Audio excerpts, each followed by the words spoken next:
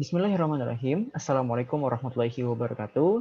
Halo semuanya, perkenalkan nama saya Muhammad Ihsanul Fadil dan saat ini saya sedang kuliah semester 5 di Universitas Negeri Jakarta. Dan saat ini juga saya mengikuti salah satu organisasi yaitu Ikatan Alumni Insan Cendekia Kota Pekalongan periode 2019 sampai 2022. Dan saat ini saya menjabat sebagai Ketua Umum Ikatan Alumni Insan Cendekia Kota Pekalongan. Nah, sebagai seorang pemimpin, saya perlu untuk selalu melakukan perubahan dan inovasi baru, yang mana ini akan berdampak besar untuk anggota saya maupun lingkungan-lingkungan sekitar, baik itu alumni maupun nanti para calon alumni. Kemudian, dalam kepemimpinan saat ini, saya ingin melakukan suatu perubahan ataupun inovasi baru, yang mana nanti akan berfokus kepada pengembangan diri atau self-improvement bagi alumni dan juga calon alumni, dan tentunya saya juga ingin menciptakan ataupun menghadirkan suasana sosial yang nanti itu bisa dirasakan oleh alumni. Nah, kemudian apa sih dampak yang diharapkan dari ide ataupun peran yang saya ajukan tersebut?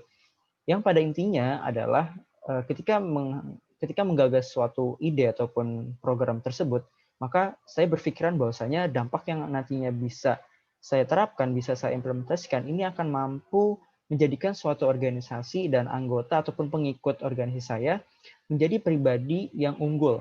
Kenapa unggul? Karena memiliki suatu kemampuan yang bisa lebih tinggi dengan orang-orang yang tidak kegiatan yang tidak diikuti oleh orang lain di program organisasi saya.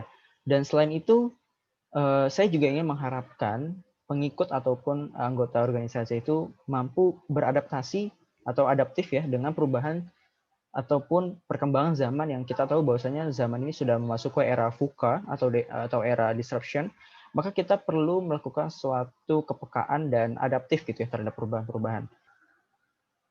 Lalu bagaimana caranya saya untuk menciptakan pesan ataupun ide yang tadi saya gagas? Nah, jadi ada beberapa caranya. Nah, yang pertama kita perlu menganalisis kebutuhan atau mengidentifikasi apa sih yang dibutuhkan oleh teman-teman organisasi saya atau pengikut saya. Kemudian setelah kita tahu apa itu kebutuhannya ataupun analisis kebutuhan itu sudah ada, maka kita perlu untuk membentuk tim yang mana tim ini berfungsi untuk saling bekerja sama untuk mencapai tujuan yang sudah ditentukan. Setelah itu maka kita perlu mengadakan suatu rapat ataupun diskusi terkait analisis yang tadi sudah didapatkan. Maka setelah itu kita perlu untuk merancang kegiatan tersebut itu lebih matang agar dampak yang dihasilkan itu benar-benar terasa oleh pengikut ataupun anggota organisasi.